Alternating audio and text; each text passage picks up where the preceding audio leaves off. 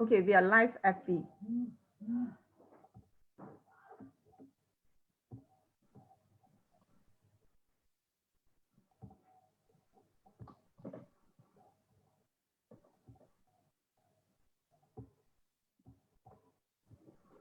Okay, we are live already.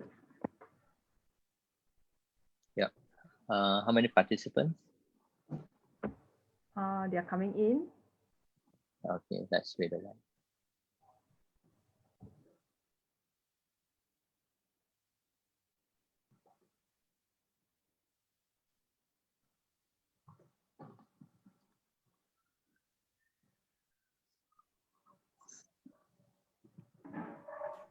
We have 129 now. All right. Should we start now? Yes. All right. Okay, we have 100 over. Good afternoon, everyone. I'm Jun Liang. Wishing everybody safe and healthy. Today is the day 15 of the MCO. So I'm a registered valuer and an estate agent. I'm based in Ipoh.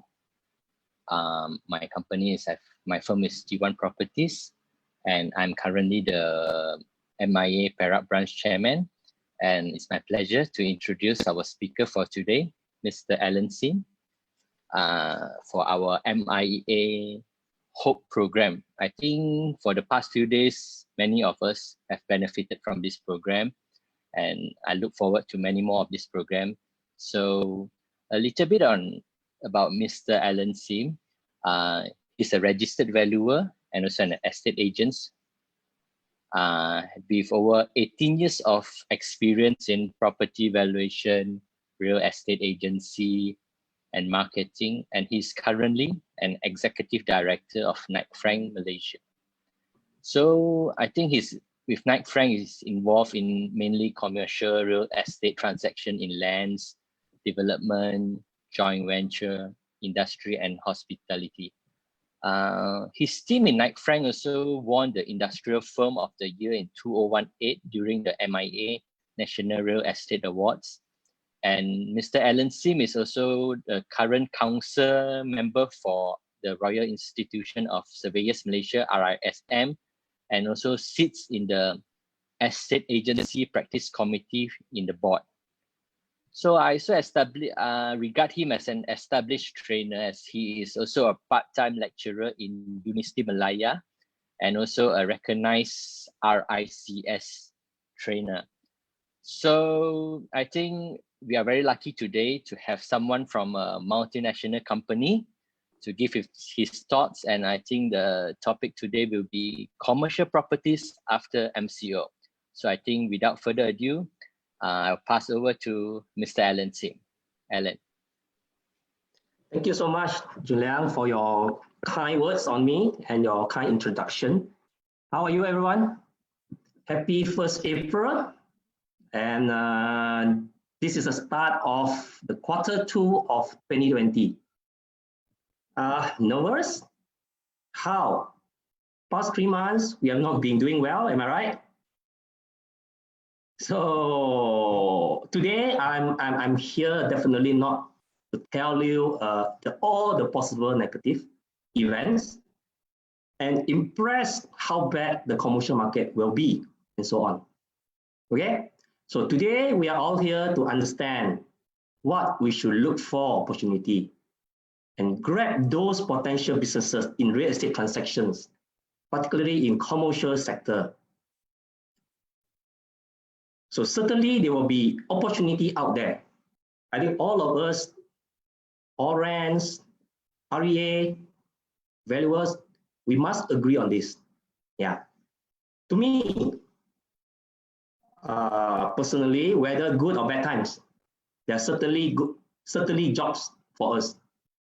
It's only the matter whether are we choosing on a job? Are we willing to go extra miles for the jobs? Or are we practicing waiting for the job to come? Now, let's move on to today's topic that I would like to share. So I've chosen the word MCO, but not pandemic. So you can imagine after the MCO lifted. So yet today, we are not so sure when this MCO will end, when all of us can start to go to the field to conduct inspection, viewing, negotiation, and so on. Then at that time, you can expect there will be a lot of uncertainty in the market. And businesses will be in a very volatile and adaptive situation. I mean, frankly, no one has experienced previously. This could be very much different from recession, which Malaysia experienced in 1997, 98. I think some of you may remember, or some of you may have gone through that. So many of us may think those people whom has that privilege to pass the last recession has advantages. Actually, I'm not so sure. Now, please bear in mind, at that time, there's no .com activity yet. At that time, there's no e-commerce activity yet. Not to mention about delivery businesses, like what we enjoy at the moment. So the way businesses conducted today was so different by then. So let's look at actually what is meant by recession. And everybody is talking about that. Even you can see from the many organizations in the world has self-declared recession is coming. So I think we should understand what's meant by recession before we go further. So my research shown that recession can be widely described as a period of temporary economic decline, during which trade and industrial activity are reduced. Yeah, so generally identified by a fall in GDP in 2 successive quarters. So in a normal explanation, recession is visible, yeah, when industrial production decline, increase in unemployment rate, companies' profit fell, reducing of real income, financial market tumble, and possibly housing sector collapse. So we certainly can find a lot of books talking about recession and how we overcome it. And lots of theories developed by scholars on recession. But there are hardly any books talking about a pandemic situation that affecting the whole world at the same time like today. So everyone like us is learning every day, trying to predict what next. So again, ladies and gentlemen, you can imagine, after all this, your client will be approaching you for an advice in all aspects, from price, legal matter, land matter, up to cost matter. So in this situation, we certainly need to get ourselves prepared in our area of expertise. Now, let me share with you what likely will happen after the MCO. Remember, this pandemic is a global disaster. So we need to be ready for a lot of new changes that will challenge our mind. And most of this may not happen before. Don't forget, many businesses conducted globally. Other countries' situation will affect their logistic delivery. And this must always be taken into consideration.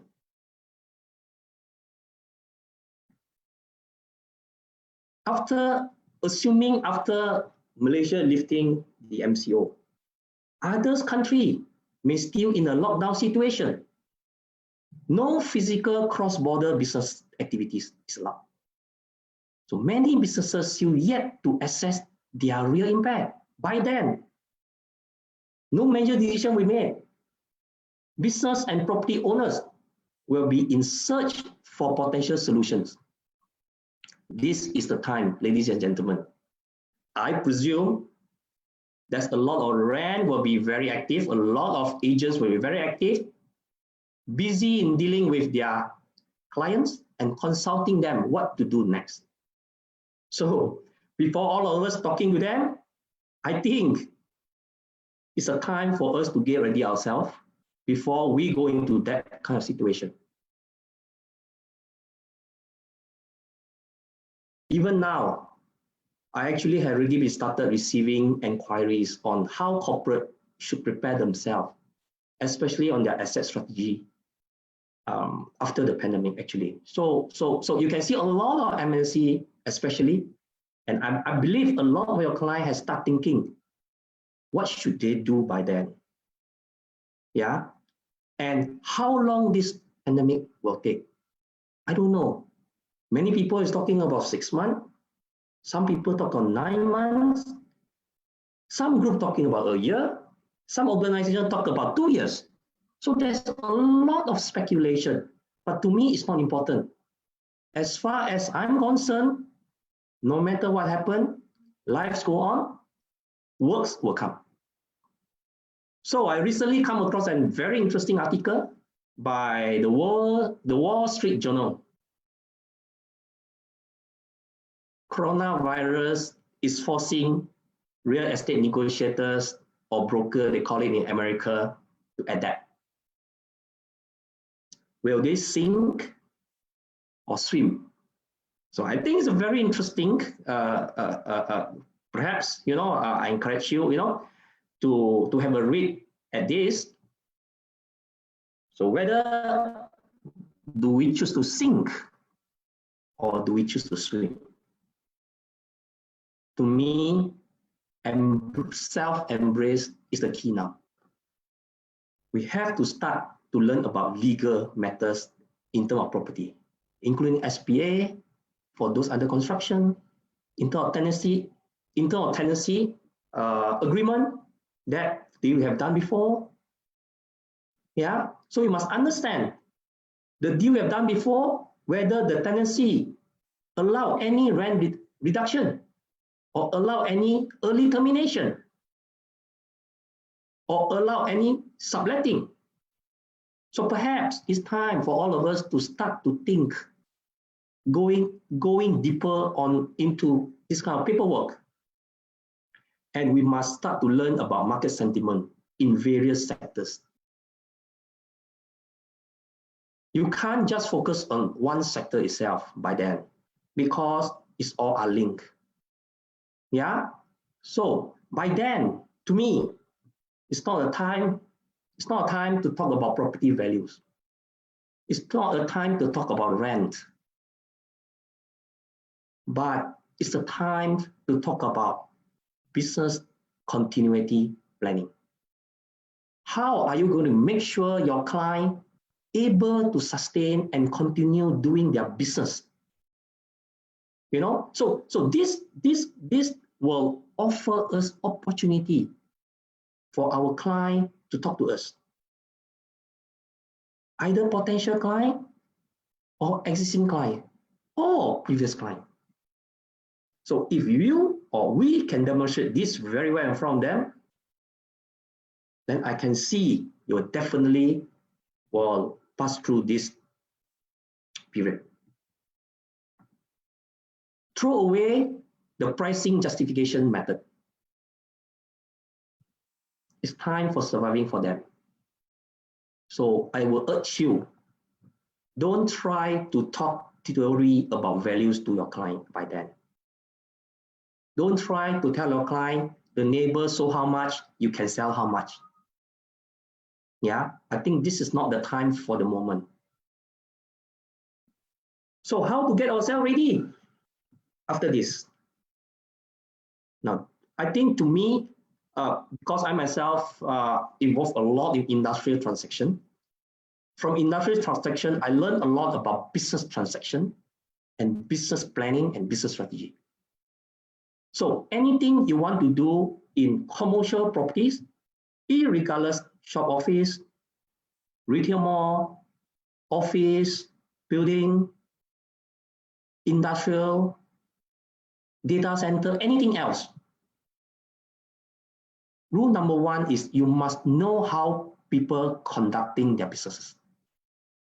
And you have to start to understand global supply chain issue. For instance, your customer may be imported wine from Italy. And you imagine by then, I don't think there will be stock available for your client.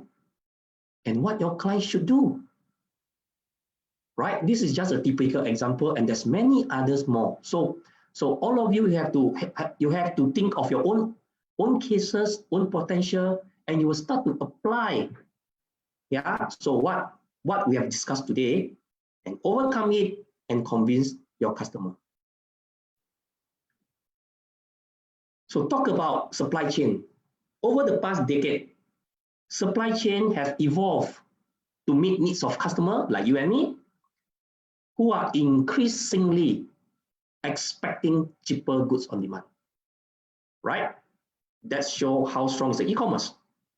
So this has led companies to pursue strategy like offshoring, outsourcing, and lean supply chain with minimum inventory to keep their costs low and supply agile. However, with this COVID-19 or this pandemic, we are seeing all these strategies being tested like never before. So we have to start to understand from the way your client's business conducted, and you have to start to think about the new marketing strategy. You must have new mentalities. You must put yourself into new technologies and so on. So be prepared. We need to learn and embrace ourselves like never before, probably starting from now on. So how we should do to overcome the current scenario? I think to me, important is number one is we must think out of the box. We must always think what to do next. That could never happen before. You perhaps need to identify niche market. So what is meant by niche market? Niche market means certain business sector, certain industrial. You need to identify that niche. So after the MCO, before the pandemic ends, let's assume MCO will be lifted in April. And let's assume pandemic will end in December. So from April to December, you have 9 months, right?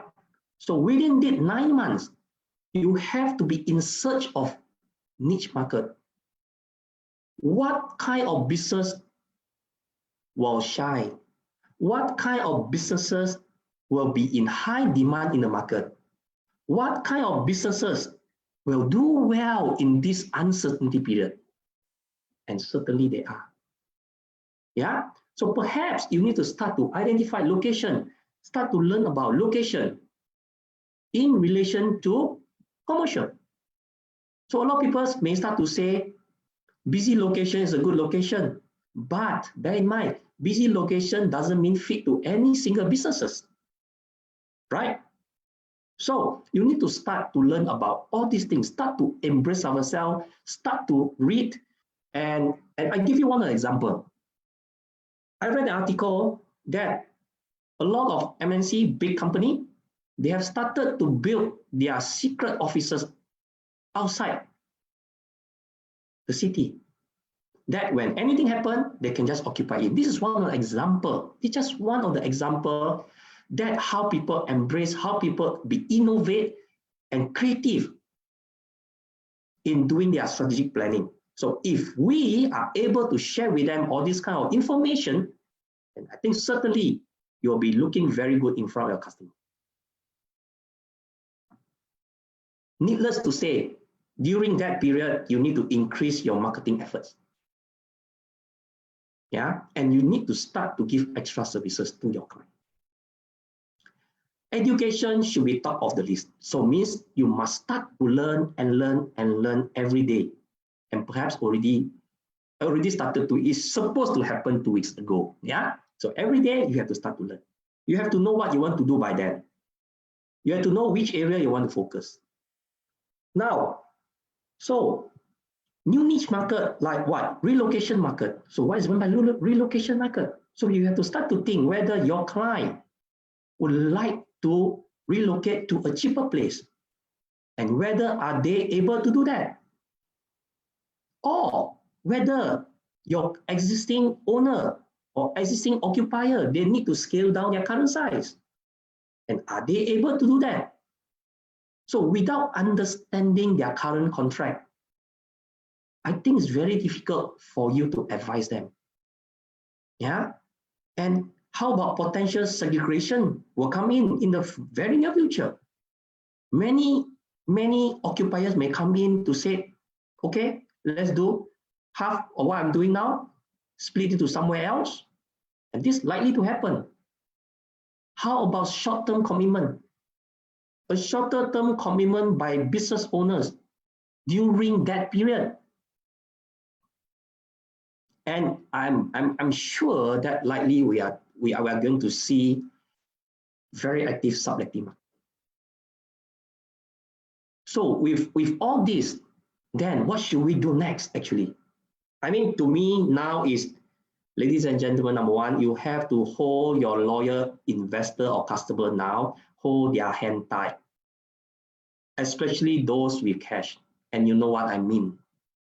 Those people will be the best people to invest by then. It may not be now, and I don't believe now.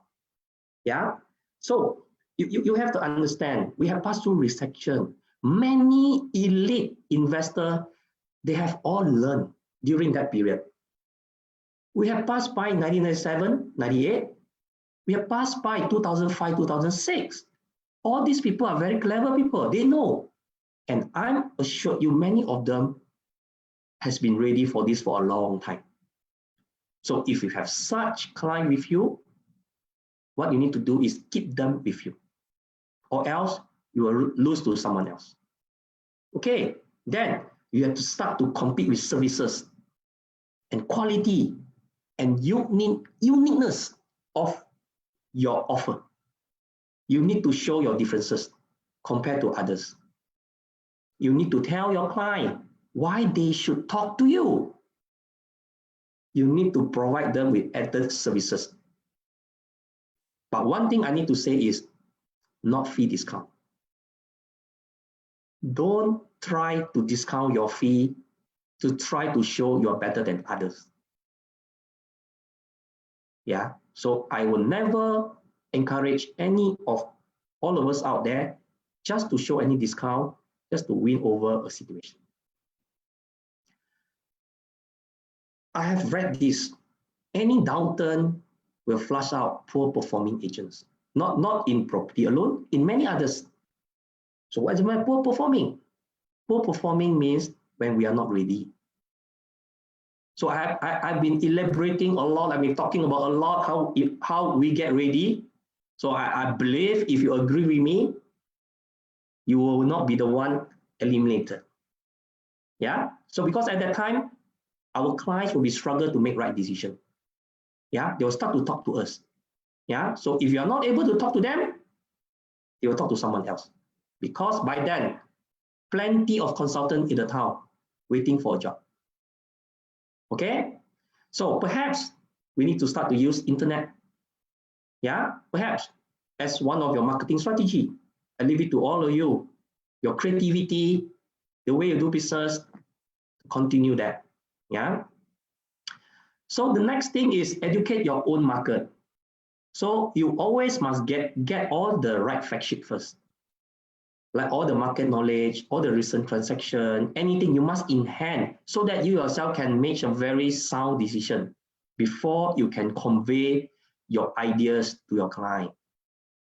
Then you must start to share with them and get them to agree with you and understand the market shift. Yeah. So basically, I think to sum up what my opinion is, we must be fast, we must be smart, we must be innovative, we must be hardworking, and we must be creative in the coming times. So with that, I think I've shared enough with all of you. So I hope it's benefiting all of you. And if there's any question, you can type in, and I'm happy to take any question from there. Thank you, Allan. I think very good insight on things like supply chains, globalization, the effect on us. So I think any one of you all have any questions, you can just put in the chat there. Then we will try to answer you. Allan can give his view. Maybe as a start, I would like to ask you, Allan, on you see there's a clause everyone seems to be like don't really notice in the tenancy clause, which is force majeure clause. That means in times of war, I think it's more like unforeseen calamities. Is this COVID-19 or this MCO falls under this force majeure clause? What do you think? I mean, to be frank, people like us, we are not lawyers, we're not solicitors. Yeah. So I have gone through a lot of this kind of documents. So I just use a layman's explanation, as simple as possible for all of us to understand. Yeah. So this clause actually is allocated for any possible event, yeah, beyond both parties' control. Yeah, which any party unable to perform their duty. Their duty means perhaps one of the example is paying rent when certain disaster happen. Yeah. So either party can choose to terminate the contract with no further claims against each other. So or they can choose to have a temporary suspension or waive of performance. Well, when we say waive of performance is waive of paying rental for certain period. Yeah. So or on certain obligation. So basically that's the meaning of force majeure. Now, however, so that's the most important thing is the clause must be stated in the document. Now, if the tenancy agreement, there is no such clause. So that's why I always say, a lot of agents, they think, they can do tenancy agreement. Yeah. And they don't understand this. Yeah. Two agents, co-agency, co-broke, everybody do the same thing like that. And now their customer are not protected, right? So this clause must be in order for any parties to exercise it when it's needed. Yeah. So having said that, yeah, it'll never stop for anyone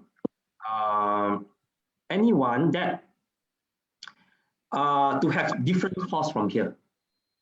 Okay. So it's really depend on how both parties solicitor to write in the tenancy agreement. Okay. I have one question here that they ask. I know this is very this MCO is pandemic thing is very unprecedented.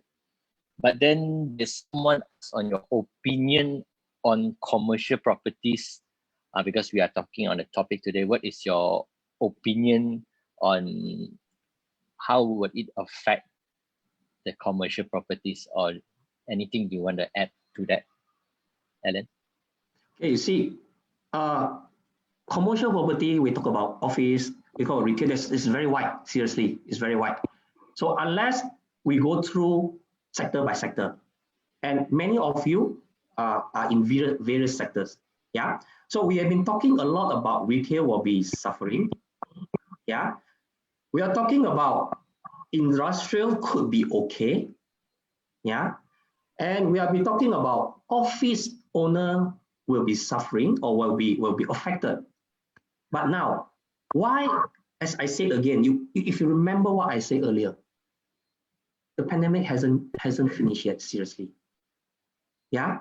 So who will dare to make an assumption or make a final conclusion that what will really happen to certain commercial sector actually? We only can have general estimation, or perhaps we can have general conclusion. Everybody agree retail will be very difficult. Yeah, fair enough. Retail is very difficult. Retail people are not making money, perhaps for the past 1 month or more. Yeah, they definitely will be seeking a lot of loan. Yeah, so they will be seeking a lot of things. So to me, it's not the time yet for us to really anticipate which commercial sector will do bad, which commercial sector will do good, right? So it all depends on the holdings power of the owners. So then you and me, we are dealing with owners. You and me, we need to give consultation to owners. This is what we need to do now. That's why I keep emphasizing you need to know your niche. You need to know your market. Yeah, so you got to go and know that before you can talk to your potential party. Yeah. So I saw one question about data center, Julian. Yeah.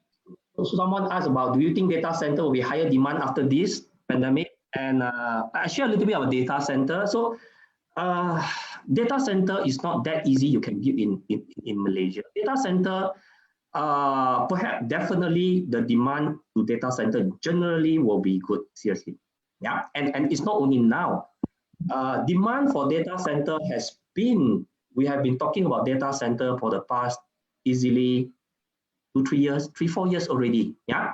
So, but then in relation to our day work in Malaysia, data center is not easy to build, seriously. Yeah. There's a lot of foundation, a lot of connectivity. There's a lot of infrastructure to be provided by the developer before a data center can be built. So I think data center market in Malaysia, until and unless the developer, either government or private developer, yeah, is going into that market and start to supply the basic infrastructure for a data center to be constructed. Yeah, data center certainly is a big market, especially now. I agree with you, especially now. And this really need to be taken care of, data center. Yeah. I see some of them are asking the future, what do you see? I think a lot of things that we cannot predict on what will happen after this MCO. But any views, Allan, like now China is on the path of recovering in terms of their commercial, like retail. How are they coping? Do you have some info on that, like from China point of view? Yeah, so I heard my China MD was talking about in the interview like 3 days ago. I think China are coping very well, and most of the businesses already back since this Monday, I think. Yeah. So of course, many of us cannot expect the business will go back immediately. Yeah. So there's a lot of repair in China that are ongoing for businesses. And again, I say about China being one of the largest manufacturer in the world. So to them is again about supply chain. Yeah, they can go back to produce, but if they are not able to ship, right? So I think China is they're lucky enough that they're really able. Of course, not lucky. Their governments have done well to overcome this. And today, what they're doing now is getting ready for the next 3 months for them to go back the economic circle actually. Yeah, so this is what I learned for them, and definitely there's a lot of uncertainty yet in China, although they already lifted. Yeah. There's one question here. Is it advisable for developers to continue to develop commercial development in 2020, 2021 in KL and Seremban area? What are your thoughts? I deal with developer a lot actually. Yeah. So you see, so when we talk about, I assume we are talking about basic commercial development by developer. So we say you can see every developer when we talk about commercial development, number one will come to us is about shop officers, right? And then perhaps from shop officers we'll be linking to development of shopping mall or the rest. Yeah, so I've been working with quite fair bits of the larger developer about talking to them, discussing with them, consulting about what commercial development they should build. Now the question comes is 2020 should they do? Now you see, I think the basic necessary of building, for instance, shop houses is needed for any big development like 200 acres, for instance. You still need to build that because you don't expect your buyer or the occupier there to drive 50 km away or 35 km away just to pack their food, right? Or just to have their dinner, right? So I strongly believe that must go on. Yeah. So if that's not going on, then I think developers very hard to attract people to buy their product. So I think that minimally has to go on, and I believe the developers certainly will be thinking of risk, you know. So for instance, like maybe the developer, they have planned for a shopping mall, maybe, yeah. So maybe they start to thinking, oh, maybe I delay the plan now. So I'm not likely to build any shopping mall for the moment, at least another year or so. Yeah. So that is what I see. The first reaction from developer is, I'm not going to do a big investment now. Yeah, but any shopping mall built by a developer is a big investment. Okay, so perhaps it's most of their profit from the product they have launched. So developer may say, yeah, I may defer. So that kind of thing. So yes, developer definitely will continue to build their commercial, but perhaps at a smaller scale, at a low pace. I think before this pandemic also, I think, do you agree with me that we have oversupply of shopping centers in like Klang Valley? Okay, so let's only focus on Klang Valley. So this is always a very big topic, especially when I meet developers who have shopping mall. And we have been arguing this for the past minimum 12 months, minimum maybe 16, 18 months. Yeah, I strongly believe every location need a mall. Every location, either a regional mall or a neighborhood mall, or even a smaller scale than the neighborhood mall. It really depends on location. Yeah. So when we say oversupply, means, for instance, okay, we can see Petaling Jaya alone. How many shopping malls there? Now, if you challenge me to say Petaling Jaya has overly built shopping mall, I can tend to agree with you. Yeah, I tend to agree with you. But how about Cheras? How many shopping malls in Cheras actually do you realize? How many shopping malls near to Sungai Long? And you will hardly find that actually, right? So then you will start to ask me, so is it right for any developer in Sungai Long to build a shopping mall, for instance, for discussion matter? I'll tell you, yes, probably yes. So shopping mall, we are talking about providing a necessary necessity to the immediate occupiers. Yeah, so I strongly believe shopping mall certainly to be built in certain location. Yeah, so I have no doubt about that, seriously. And it really depends how well the developer understands about shopping mall business. shopping mall is a very, very focused business. It's not like anyone can build and anyone can operate. Yeah. So it really depends on the operator. Yeah. I have one question here from Sean. Sean, yeah, this also quite interests me. I think he is asking about co-working space, things like WeWork or that. I think this 1-2 years it's a hot topic that the young millennials wants to go for co-working, co-office. So with this pandemic, people are talking about social distancing. What are you of forecast on that? Because if I'm not mistaken, there are some developers who are actually building such development, commercial development for co-working space. It's just ongoing. And what do you think? Will this pandemic change the way people see this? I'm not in office market exactly. Yeah. So, but what I learned from my colleague from office, which they are the expert in the town. They are the top agent in the town for office. What I hear from them is, you see, with this moment, all of us are working from home, right? A lot of business owner or bosses start to realize my staff may not need from my office, right? So I have committed a 5,000 square feet. Maybe most of my staff, those on sale, maybe I start to deploy them. I start to ask them to work at home, right?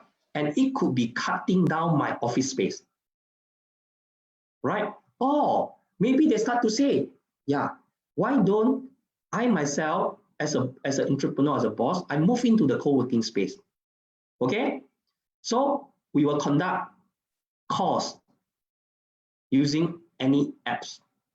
And if there's a need, we have meeting in the co-working space provider. And that will cut down a lot of their committed costs. So I think business like co-working spaces could be having a good demand, could be. Yeah. So but having said that is, of course, we can say co-working space, and again, it's just like shopping mall. It's a very niche market. It's not anyone can do that. Yeah, it comes together with marketing strategy. It comes together with the connection. It's come together with how are you going to attract people come to your place. Yeah, so there's a lot of knowledge in co-working as well. Yeah, I saw one someone typing about data center is very expensive. Yeah, so let me elaborate on that. Yeah, not only data center, shopping mall also very expensive, right? Office building also very expensive. But do you know that there's so many big investors out there, I mean globally, is looking for data center to be invested. Yeah, so this kind of property, these are big ticket items property, they have their circle of investor. They have their niche on that. So there's a lot of big investor outside there is talking about this kind of investor in many, many countries. One of the example that I dealt a lot is logistic hub. Multiple logistic hub. Multiple logistic hub is just as good as data center. Many big investors outside there, especially from Europe and US, they are chasing after that. They are chasing after them. So we do not put ourselves thinking into Malaysia context alone. So if we start to think about we only do Malaysia smaller property or smaller deal, then you will start to think all this very high cost, nobody's going to do it. No, you are wrong. Yeah, so that is my opinion on all these, expensive property, so-called. Even like hotel, so many chasers after them. Certain people will do. So this is my opinion on all these high cost constructions property, especially in commercial.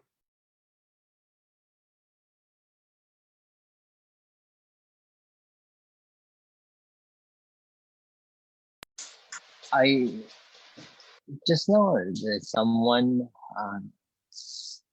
wrote how manufacturers from Wei Qian, how manufacturers and industrialists can manage their BCP, which I assume is the business continuity plan. You have any idea on Yeah. that?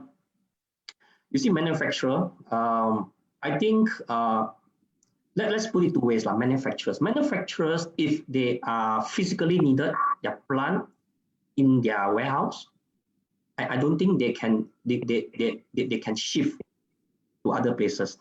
Okay, so what they need to do is all these manufacturers, I suspect, yeah. So they will start to see whether their demand of their goods, yeah, they certainly will start to see the demand of their goods for the next future. How is their orders coming in?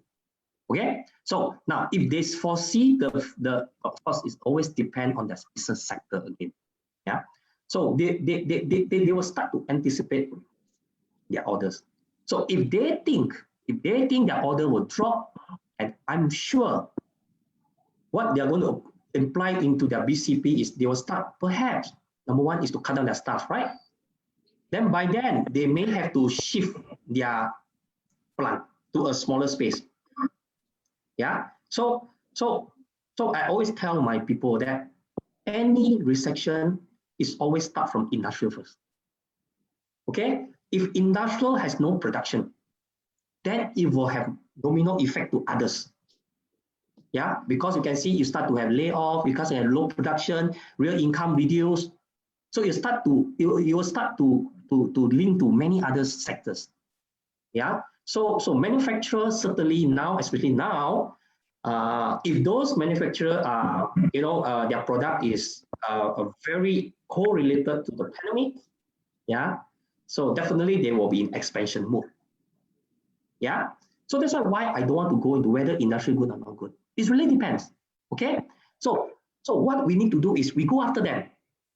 You go after that kind of business rather than you go and understand how bad industrial market will be affected. No point. Seriously, to me, no point. Yeah. So go after that kind of business for you to sustain, to have business to do. So that is my view on the manufacturer, BCP, and industrialist. Yeah. I think I also can share some of my views on manufacturers. I think we will be seeing, there are some, like I think yesterday because I need some glove, I went to Top Glove, I met with my friend. So I think he is one of the few industries is doing very well at this point of time. So I think, like you say, we have to find those niche markets. So I think it's important, like for rents or agents to find these niche markets, but at the same time, they need space. But one thing, they need it urgently. So I can advise, like you see a lot of factories or manufacturers, they actually have ample of space and they can actually operate. You see, if their demand has dropped, you can actually approach them to say, why don't you lease out half of your factories? Because a lot of these niche market people, which the business is booming at this point of time, they just need a production center, and to build it, it needs time, it needs approval. But then there are some manufacturers out there are also, because of the demand drop, they have ample of space. So maybe as agent and negotiators, we can link these two people together. That's my point of view from manufacturing side for industry, those who are doing industry properties. I think that can work in some ways. Yeah, Julian, you absolutely hit the news. So what I'm trying to say is, you see, number one, if you have good relationship with a client like that, they either need another space, and if you are in that niche market, you will certainly know someone else needs to let go their place, right? So don't you think very easy to do a deal by then? Right. So that's why I say niche market. Go into that market, and very fast you have a lot of turnaround by then actually. You know what I mean? So if you are in industrial of that, you go there. You're in office market, you start to see who need to sublet their place, right? And if you are strong enough, you will know another group of people, they want to relocate, they want to get smaller space. right? And maybe they don't mind to share with your client. So by then you get the deal done, right? So we shouldn't be worried about how bad it's going to be. Seriously, change your mentality. Don't need to know actually, right? What we need to know is, are we able to serve them? Are you in the right business to serve them at the right time, at the right advice? Yes, because like this, you actually don't have to go into long-term agreements. I think like face masks after this pandemic, yes, now you have a huge demand for face masks, but then after this pandemic, I think the demand will drop. So people who do face masks, they have machines, they just need the space, they just need storage space. They don't have to go into long-term agreements. But there are manufacturers that are hit by this pandemic. They actually have some, and if they can let out some of their unused space at this moment, it actually can help on their cash flow. So I think it's a good idea to do that also. I think there's one question that just now from Jenny. I think just now, Allan, you're mentioning about data center, because I think she's just asking, what do you mean by data center? Maybe there are some participants here who is not well versed with data center. Maybe you can elaborate on what is data center, Allan? So they basically it's very difficult to explain and let you imagine. I think nowadays Google is very easy. You just need to go and Google what's data center. Yeah. So basically, data center is a building. Yeah. It looks like a commercial building. It could be looks like from outside. It could be looks like a shopping mall. Okay. But inside there is all the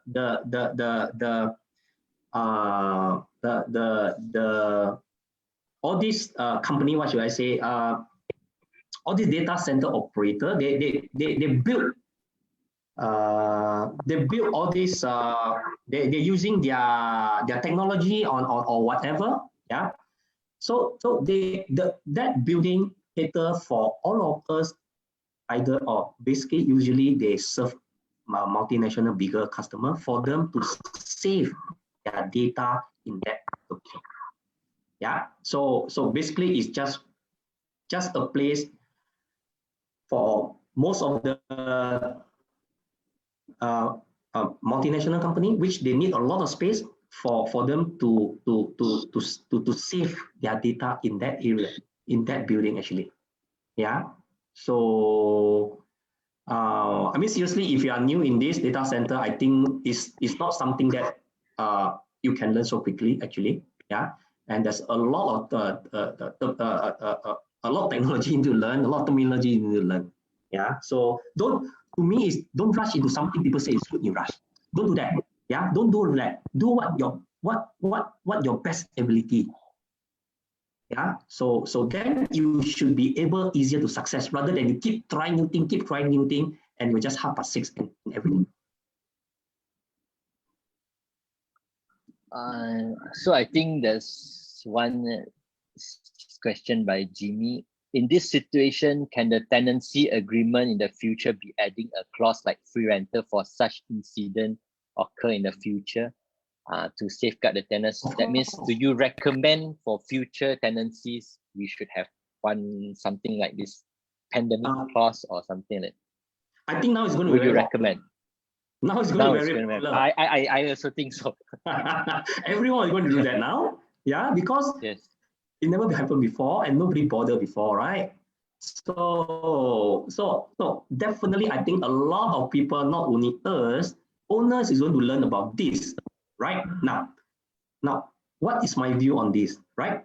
So when most people is going to learn about this, and everyone is going to be expect certain things back, correct? So it's not that easy. The owner agree with that. Okay, fine. In the future, any pandemic, I give you rent free. Am I right? Yeah. So you being a negotiator, you have to handle this situation well. I can tell you, most of the tenants will want this to be in already by then. Okay. Now, how are we going to convince the owner? So that is the point. We need to learn about this, and we need to think how are we going to talk to the owner and and tell them, right? Tell them, convince them the clause into the tenancy agreement. Yeah, so I think there's a lot of hurdles for all the negotiators out there. Yeah, so for applying these rules to the owners lah. I foresee that.